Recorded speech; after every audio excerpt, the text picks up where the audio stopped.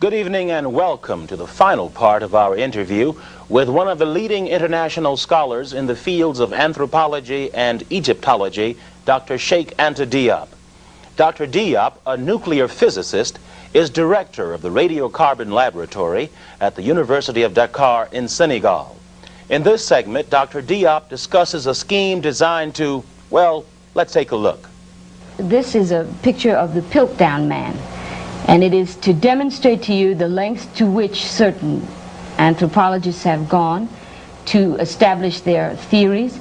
The Piltdown Man was created by a British anthropologist in 1912 by the name of Downson. C'est un géologue.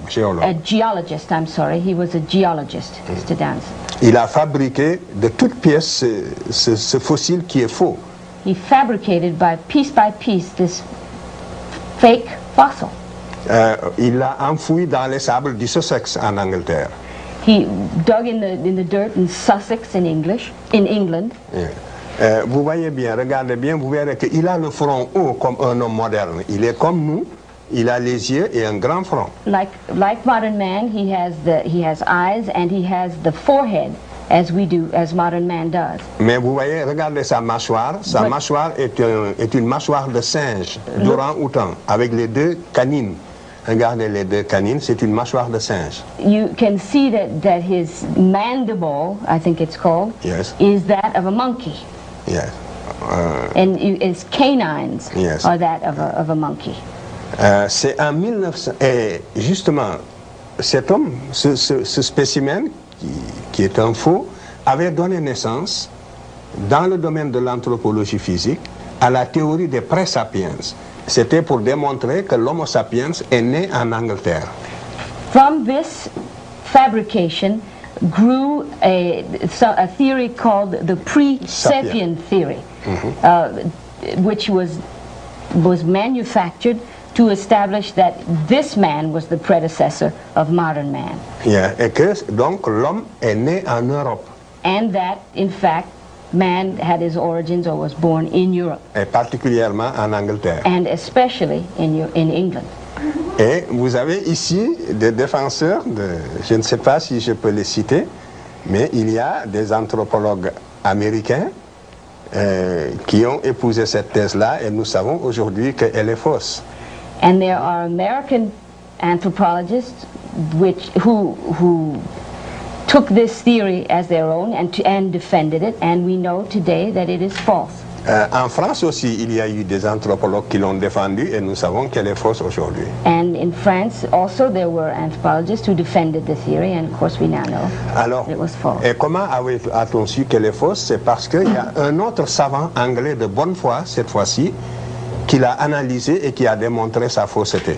And we know that it is false, or we learned that it was false by another anthropologist, English anthropologist, who analyzed it and discovered that it was in fact a fake. C'est le professeur Oakley qui travaille au British Museum et qui a démontré la fausseté de ce spécimen en 1954. It was in 1955 that Professor Oakley, working at the British Museum, analyzed this fossil and discovered it to be false. Mais vous voyez, pendant près de 50 ans, le mal était déjà fait parce que la communauté scientifique était divisée en deux courants. Un courant défendant la théorie monogénétique et un courant défendant la théorie polygénétique appuyé spécialement sur ce spécimen.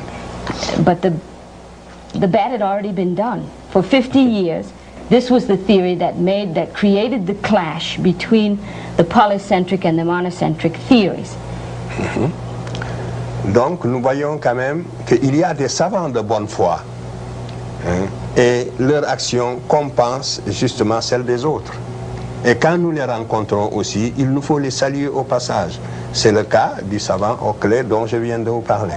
So we must give credit to those anthropologists or those scientists who are working with a clear head and a clear idea or objective spirit, and we must note them as we go along, as we must note Professor Oakley in this case. You have spent much of your life studying the history of the ancient Egyptians. Who were the ancient Egyptians? How did they look?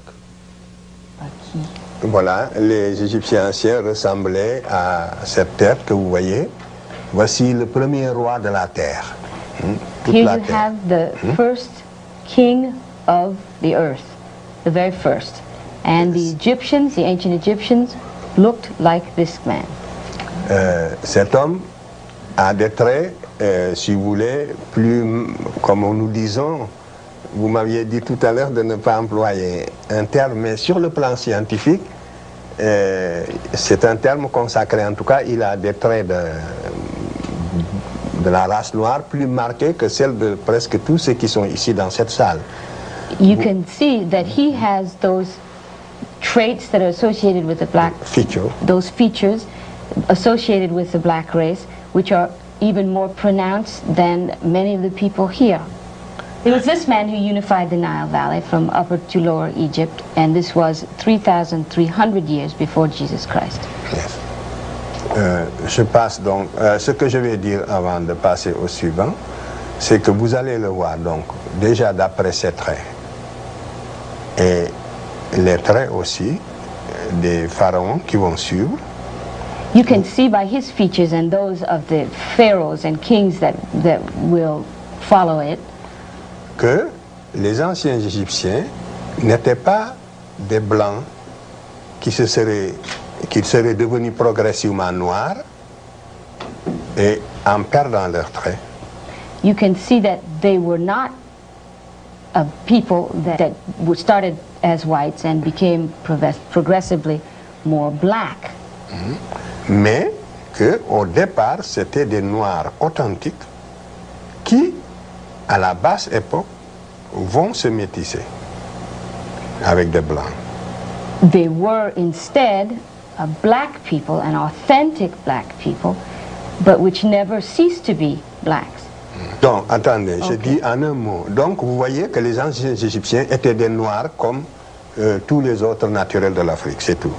You can see that the first the Egyptians were black men, like black men that you see in Africa now. Ici, cette reproduction est importante. This is a very important reproduction. C'est dans le tombeau de Ramsès III. This is found in the tomb of Ramses III. 20e dynastie. The 20th dynasty. Vous avez le personnage de gauche. That person on the left. C'est le type général, donc, représenté par l'artiste égyptien lui-même. This is the general type represented by the Egyptian artist himself. Le second, c'est le type général de tous des Européens, si vous voulez, de tous les Occidentaux. And the second person or personage is the general type of all the Europeans represented by the artist. Le troisième, c'est le type général de tous les autres noirs de l'intérieur du continent. And the third personage is the general type representing all the other groups found in the interior of the continent. Of Africa. Of the continent of Africa. Oui. Le quatrième, c'est le type général de tous les Sémites habitant l'Asie.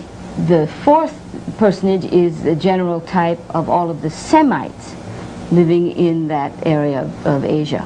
Et ceci est un tableau ethnographique. Voilà les races qui existaient à l'époque, telles que les Égyptiens les ont connues, vues et représentées. This is the different races. The different races represented by the artist, and these are